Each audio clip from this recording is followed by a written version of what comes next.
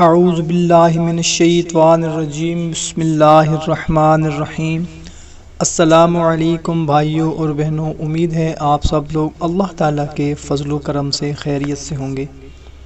دعا کرتے ہیں کہ یا اللہ ہم سب کی تمام جائز حاجات، مقصد، مرادیں پوری فرما دیں، آمین۔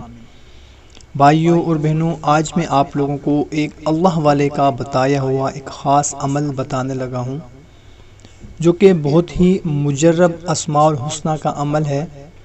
اگر آپ کی کوئی ایسی خواہش ہے، کوئی ایسی تمنا ہے، مراد ہے، کوئی حاجت ہے، مقصد ہے جو کہ جائز ہے مگر پورا نہیں ہو پا رہا، یا کوئی ایسی پریشانی ہے جس کی وجہ سے آپ یا آپ کے گھر والے بہت زیادہ پریشان ہیں، تو یہ عمل کر لیں، انشاءاللہ تعالی ضرور ہماری پریشانی، ہماری حاجت، مراد، مقصد پورا ہوگا۔ کوئی بھی مقصد ہو یا حاجت ہو، مراد ہو، جائز ہونی چاہیے۔ ناجائز مقصد کے لیے ہرگز اس عمل کو نہیں کرنا۔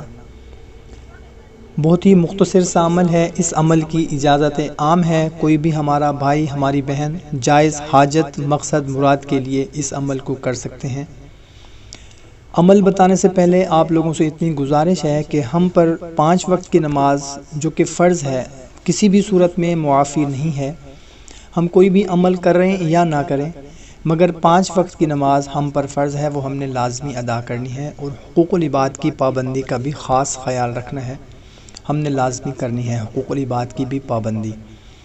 اور کوئی بھی عمل اور وظیفہ کوئی بھی کریں ہم، تو یقین کامل کے ساتھ جب تک ہم نہیں کریں گے تو اس کا کوئی بھی فائدہ نہیں ہوگا۔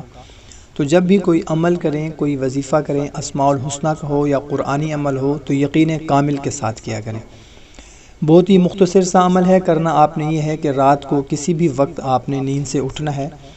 زیادہ بہتر یہی ہے کہ تہجد کی نماز سے پہلے آپ نے اٹھنا ہے، وضو کر لینا ہے، اور کھلے آسمان تلے بیٹھ کر آپ نے اول و آخر 11 مرتبہ درود ابراہیمی پڑھ لینا ہے، اور درمیان میں آپ نے یا قہارو یا قہار، یا قہارو یا قہار، یا قہارو یا قہار رو رو کر، گڑ گڑا کر آپ نے اس کا ورد کرنا ہے، اور تصور میں آپ کا جو بھی مقصد ہے، جو بھی حاجت ہے، اس کو رکھنا ہے۔